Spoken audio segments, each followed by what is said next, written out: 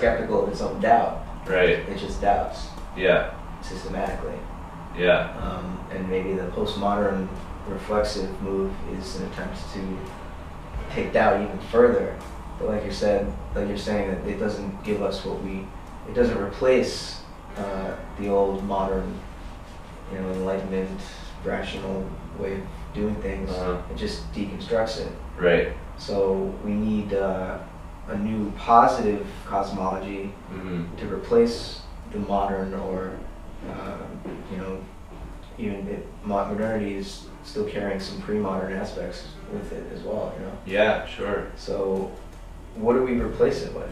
Well, yeah. So I guess that's the big question. A lot of people say, let's go back to the way it was, and let's live in under that worldview that had sustainable culture. Right. And you mentioned that a lot of that still has lived on in our holidays and our our various archaic religious structures that exist in the world. Our monetary system is very mythic. We just, in God we trust. It's on the dollars. That's why we trust it. It'll be worth something. And movie stars and sports and all that. Exactly. So, I don't want to go back. I think that we very much need to understand. We should not go live in a cave and throw out all our screw you, Mac. No, we need to keep our technology. But I think we need to really understand. We need to rebuild our world and our values, and we need to think of that in the whole system. That's basically a lot of what we're coming out of is atomistic thinking and so on, and what we see in our new worldview, the one that we really do need. We need to have it on a new structure, and I really believe it needs to be on the fact of cosmological evolution and just sitting with that and building off of that. And so we see things like we need diversity for life to thrive, or these kind of values we're going to come up with, and understanding relationships, and really what we're talking about are sort of permacultural values and ideas. So in terms of technology, though, is it that we can keep the same kinds of technologies that we've used up to this point, or that technology needs to be totally rethought in terms of how it relates to the Earth, how it relates to energy usage, and what sorts of changes the technology makes in human attitudes and behaviors? And I think that technology is not necessarily the villain, but a certain motivation behind technology. Behind the curtain? It's not so hidden. We think technology should make our material lives easier. So it's a totally very practical and instrumental metaphysics. Technology carries with this idea of technology, at least for the modern industrial world, carries with it a certain set of metaphysical assumptions that just because it is easier due to some practical measure doesn't necessarily mean that it is best, or that it is in line with some good. Right. Is, from the modern perspective, the good is what is useful to humans. Yeah, for happiness and getting back to heaven and so on. Technology needs maybe a higher motivation than it has had in the past.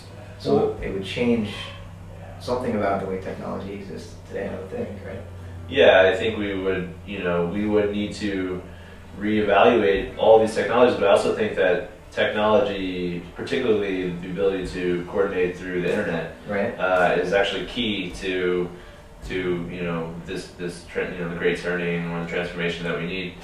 And just as modernity, what do you mean by great turning? Do you mind clarifying? It's a term coined by Joanna Macy, and it basically refers to the transformation to a sustainable culture, and to one that honors the majesty of the universal creation that's led to our existence, and all the other beings and all those who have struggled to make it work, and all those who have yet to be born, and sort of that cosmic connection. Is a society that's sustainable with technology, with modern technology, is that an enlightened society for you?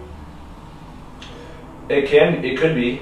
I'm enlightened, not in terms of the sort of In terms, yeah, I guess in terms of like a new type of enlightenment, in terms of consciousness related, more awareness type of enlightenment, is that synonymous? So like like an Eastern sense instead of the Western sense of like rational enlightenment, rather like a spiritual enlightenment. Mm-hmm. Yeah, I think while I in my worldview wish to point out what I don't know and be okay with that, if we do project to the future, I would imagine, I think there's going to be some really difficult period in front of us, and I think that the population of the Earth is probably going to decrease. Mm-hmm. But I think that what comes out the other side are human beings who are all conscious and sort of on a higher level. The Ubermensch or the superhuman that Aurobindo talks about really is kind of the closest that I can see. So in a sense, we'd be,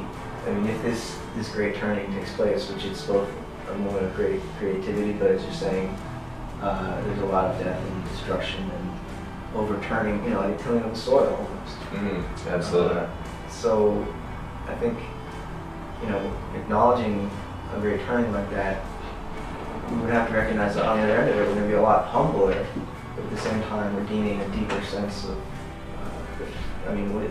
our existence is fragile but beautiful. Yeah. So is that sense of beauty and the fragility that we are responsible for protecting? Is that like the new sense of connection? A worldview ideally would be a connection to the earth. Mm-hmm. It's also dangerous, though. There's this stewardship responsibility that's an undertone, which I usually agree with, but it is also a place that can be other dangerous. It needs to be respected too. Yeah. Right. So I just want to throw that in there. Yeah, it's dangerous and nurturing. It is a paradoxical place. So I didn't mean to get you off the train off there. In terms of, I guess getting back to the idea of a worldview, ideally, even that word worldview is kind of objectifying what it actually is to have a worldview. Mm-hmm. Because there isn't, an actual earth. There's real soil that we eat food, plants, or animals that eat plants. Yeah. The energy comes from the sun. So there's this whole cosmological and ecological cycle we're embedded in, and it's not as though we create the world with our view of it. The world is there and creates us.